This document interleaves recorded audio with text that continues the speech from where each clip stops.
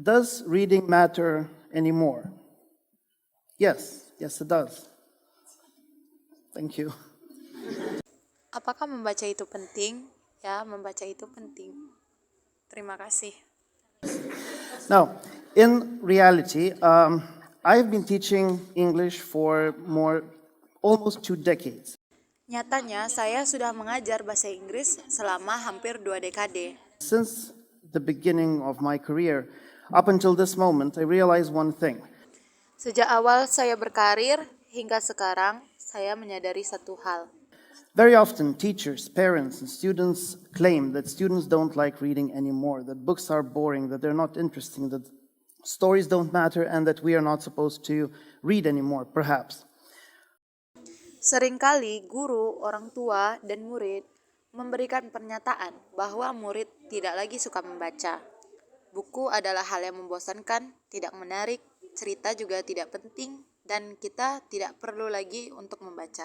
However, once you start going deeper into the text, once you start reading interesting stories and texts, Namun, ketika kamu memahami teks tersebut secara mendalam, mendetail, ketika kamu mulai membaca sebuah cerita yang menarik dan naskah yang menarik, suddenly something magical happens, and people realize that reading is actually kind of cool. It's interesting, it's fun, and most importantly, it's about you, about us.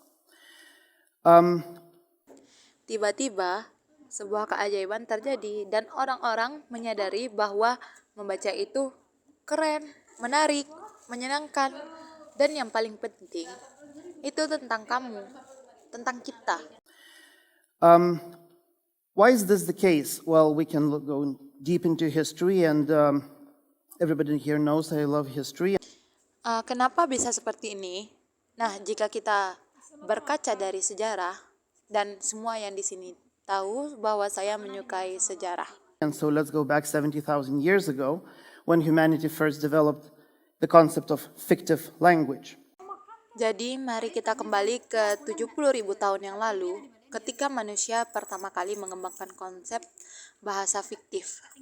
Talking about imaginary things that don't exist, things that have never existed and cannot exist. And yet we talk about them. Kita membicarakan tentang imajinasi dari sesuatu yang tidak ada dan tidak mungkin ada, tetapi kita membicarakan tentang mereka. Talk about monsters living in the depths of seas, and we talk about aliens living in outer space and other planets. We talk about goblins and fairies, and we talk about so many different things that in reality are not really there. Kita membicarakan tentang monster yang hidup di kedalaman laut, alien yang hidup di luar angkasa, tentang planet lain, goblin, dan para peri. Kita berbicara banyak hal berbeda yang tidak ada di dunia nyata. Fictive language that, as I mentioned, humanity developed at some point in our history has made it possible for us to talk about fiction and talk about things that are real and yet not real at the same time. Bahasa fiktif yang tadi saya sebut bahwa manusia telah mengembangkannya pada suatu masa dalam sejarah membuat kita bisa membicarakan fiksi dan sesuatu yang nyata, tapi di saat bersamaan tidak nyata. How is that even possible? Books, literature, poetry, plays and novels and stories, everything we read and everything we enjoy reading is all connected with this idea of fiction and fictive language. Bagaimana hal itu mungkin? Buku, sastra, puisi, drama, novel, dan sebuah cerita, semua hal yang kita baca dan kita senangi, semuanya terhubung dengan fiksi dan bahasa fiktif.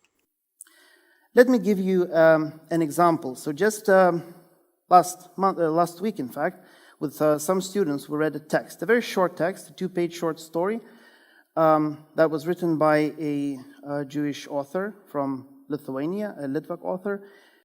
Saya berikan sebuah contoh. Pada bulan lalu, tepatnya minggu lalu, kami bersama murid membaca naskah sebanyak 2 halaman tentang cerita pendek yang ditulis oleh pengarang Yahudi dari Lituania atau pengarang Lia. And it was a text about a woman, a girl from Vilnius who was a prostitute, and a Jewish girl who lived right before the war. Ceritanya menceritakan tentang seorang gadis dari Vilnius yang merupakan seorang prostitusi dan yang Yahudi yang hidup tepat sebelum terjadinya perang. In the story goes that the girl keeps working. She has some entertainment, and her entertainment in the pre-war Vilnius is to go to the library and read books. Nah, di dalam ceritanya, gadis itu terus bekerja dan dia memiliki sebuah hiburan. Sebelum terjadinya perang di Vilnius, ia pergi ke perpustakaan dan membaca buku. While reading one of the books, she discovers a story. See how cleverly it's done. It's a story within a story. Ketika gadis itu membaca salah satu buku, dia menemukan sebuah buku cerita. Nah, cerdas bukan, ada cerita di dalam cerita.